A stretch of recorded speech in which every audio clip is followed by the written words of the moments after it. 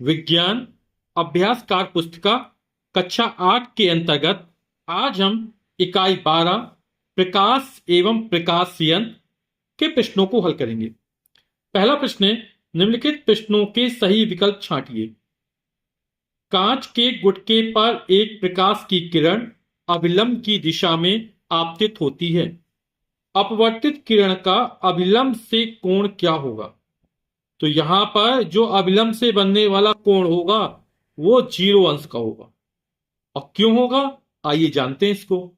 जो ऊपर वाला माध्यम विरल माध्यम है, ये सघन माध्यम है, ये आपतित किरण है ना। तो आपतित किरण ये अभिलंब है और ये अपवर्तित किरण है। तो प्रकाश की कोई किरण जब एक माध्यम से दूसरे माध्यम में जाती है तो अपने मार्ग से विचलित हो जाती है ना। विरल माध्यम सघन माध्यम जाती है तो अभिलंब की ओर झुक जाती है। यहां पर आपतित किरण और अभिलंब के बीच जो कोण बन रहा है ये आपतन कोण कहलाता है, स्मॉल आई से लिखा जाता है। अपवर्तित किरण और अभिलंब के बीच जो कोण बनता है वो स्मॉल आर से लिखा जाता है। अपवर्तन का पहला नियम क्या है कि आपतित किरण आपतन बिंदु पर अभिलंब, ये आपतन बिंदु हो गया, और अपवर्तित किरण तीनों एक ही तल या समतल में स्थित होते हैं, जैसे कागज तल में स्थित है।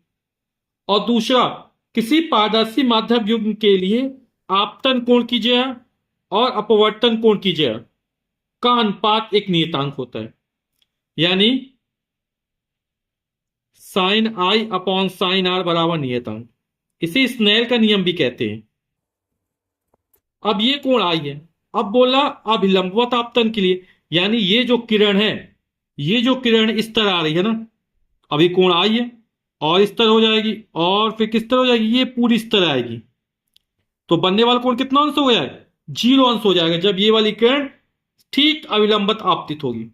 तो आई का मान कितना 0 हो जाएगा जब ये आपतित किरण इस तरह आएगी।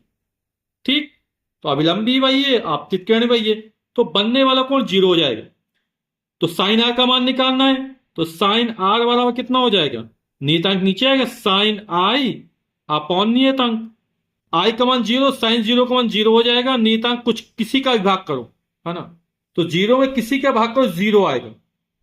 तो साइन आर बराबर 0, तो आर का मान कितना 0 निकलेगा, यानी कि अपवर्तन कोण का मान भी कितना निकलेगा? 0 अंश निकलेगा।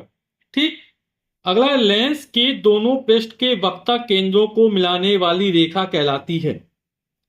तो ये लेंस है, मान लो उत्तल लेंस है,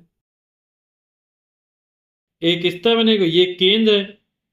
तो लेंस जिस गोलीय आकृति का भाग होते हैं उसको केंद्रों को मिलाने वाली जो रेखा कहलाती, क्या कहलाती है? मुख अक्ष कहलाती है।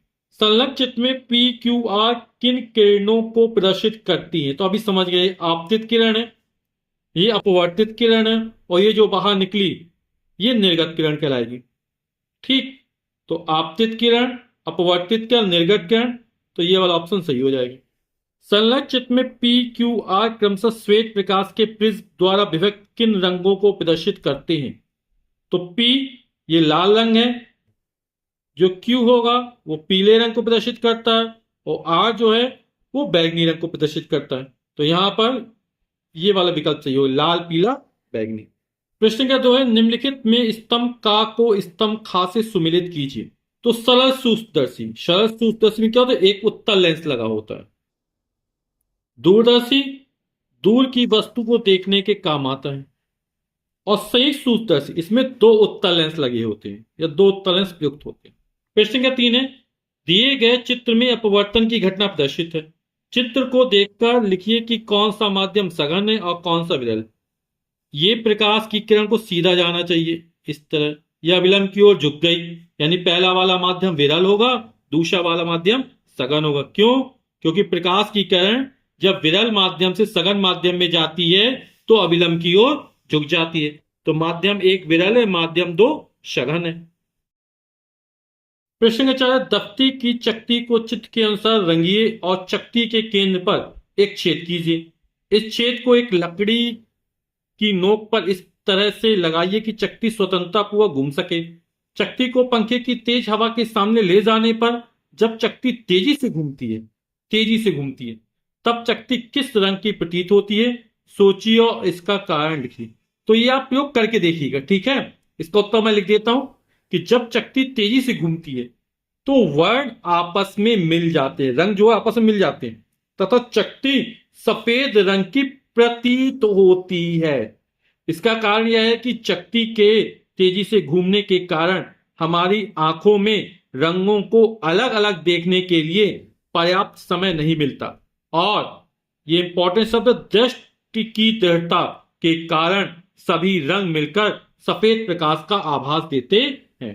जो दृष्टि की दृढ़ता होता है ये प्रकाशिक भ्रम होता है ना, और ये तब होता है जब किसी वस्तु का दृश्य बोध कुछ समय के लिए बंद नहीं होता है। ठीक, अगला प्रश्न 5वां है, नीचे दिए गए चित्र सूर्य के प्रकाश किरणों का हैंड लेंस द्वारा अपवर्तन प्रदर्शित करता है। किरणें जहां एकत्रित हो रही हैं वहां कागज का टुकड़ा रखने पर कागज जलने लगता है। दिए गए चित्र को देखकर सोचिए और बताइए कि कागज के टुकड़े के जलने का क्या कारण है। उत्तर लेंस में मुख्य अक्ष के समांतर आने वाली किरणें अपवर्तन के पश्चात किसी एक बिंदु पर मिलती हैं। तो जहां पर मिलती हैं वहां पर इन सब, आप लोग जानते हैं सूर्य के प्रकाश में प्रकाश के साथ क्या ऊर्जा होती है, ऊष्मीय ऊर्जा होती है। तो सभी की ऊर्जा मिल गई तो यहां पर तापमान क्या होता है, बढ़ जाता है, यानी ऊष्मीय ऊर्जा का मान बढ़ जाता है और कागज रखने पर वो जलने लगता है। तो हैंड लेंस यानी उत्तल लेंस द्वारा प्रकाश की किरणें कागज के जिस स्थान पर एकत्रित होती हैं वहां की ऊर्जा, ऊष्मीय ऊर्जा ज्यादा होने के कारण कागज जलने लगता है। प्रश्न का 6 है, एक ही आकार के दो कांच के लेंस ए व बी रखा हुआ है। आप कैसे पता लगाएंगे कि कौन सा लेंस उत्तल है और कौन सा अवतल? तो जो उत्तल लेंस होता है आप देखेंगे उसके किनारे पतले होते हैं, बीच में मोटा होता है।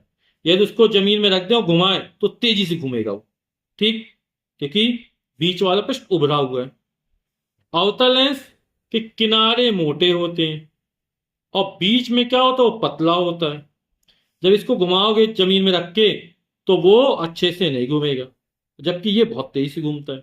ठीक है, तो जिस लेंस के मध्य का भाग मोटा ऊपर उठा हुआ तथा किनारे पर पतला है वह उत्तल लेंस है, और जिस लेंस का मध्य भाग पतला तथा किनारे पर मोटा है वह लेंस अवतल लेंस है।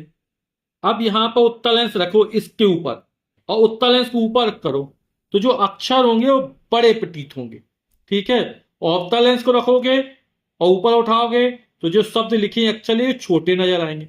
ठीक है, अभी एक प्रयोग किया है, प्रकाश की किरणें पड़ेंगी उत्तल लेंस पे तो किरणें किसी एक बिंदु पर मिलती हुई प्रतीत होंगी, जबकि अवतल लेंस में ऐसा नहीं होता है।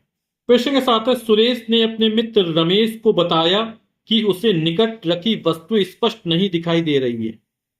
रमेश ने सुरेश को बताया उसे दृष्टिदोष से सोचकर बताइए कि सुरेश को कौन सा दृष्टिदोष है। तो आंख का वह दोष जिसमें निकट रखी वस्तु स्पष्ट दिखाई नहीं देती है लेकिन दूर रखी वस्तु स्पष्ट दिखाई देती है। पास की वस्तु स्पष्ट नहीं दिखाई देती लेकिन दूर की वस्तु स्पष्ट दिखाई देती है, ऐसे दोष को दूर दृष्टि दोष कहा जाता है। कह रहा इस दृष्टि दोष को दूर करने के लिए सुरेश को किस लेंस से बने चश्मे का प्रयोग करना चाहिए।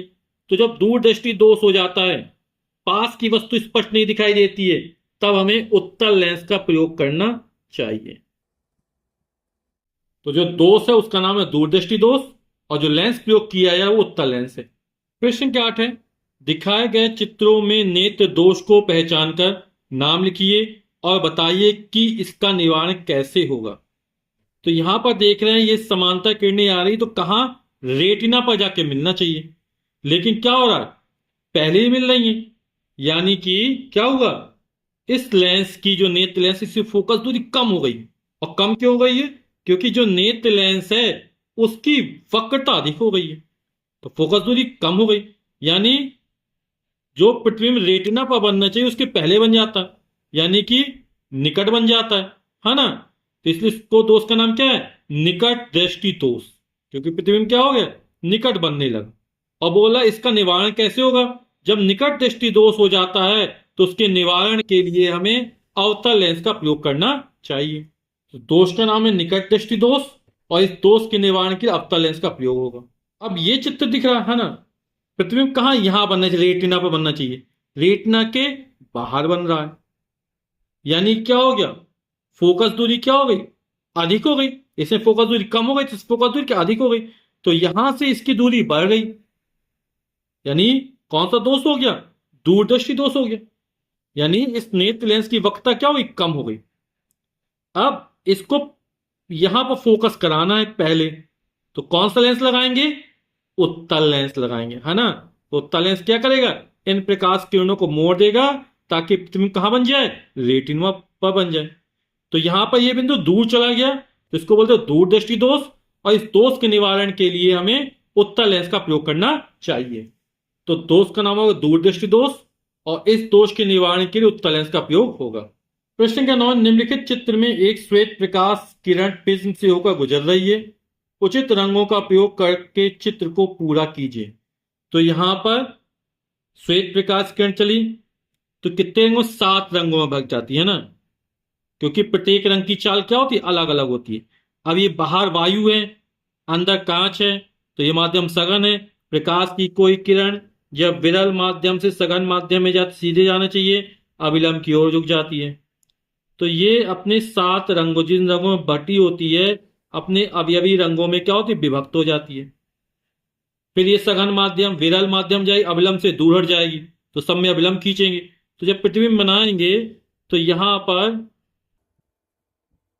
7 रंग प्रकट होंगे, है ना, जिसमें सबसे ऊपर जो रंग होता है वो लाल रंग होता है, और सबसे नीचे होता है बैगनी रंग।